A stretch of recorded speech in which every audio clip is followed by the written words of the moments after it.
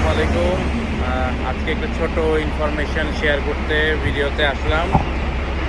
আমি আছি এখন সিঙ্গাপুর মালয়েশিয়ার জার্নি রোডের মাঝখানে।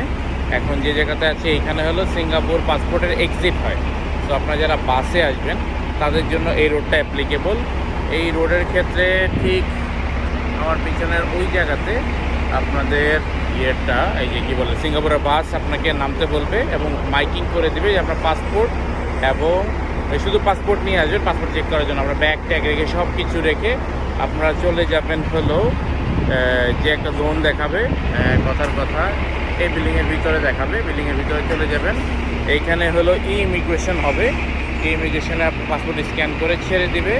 সাথে সাথে এসে আপনারা যখন এক্সিটে যাবেন, এক্সিটে দেখবেন আপনাদের বাসগুলো এই যে দাঁড়িয়ে আছে। যেমন আজকে আমরা এই বাসে যাচ্ছি, স্টার ট্রাভেলসের এই বাস দাঁড়িয়ে আছে। বাসে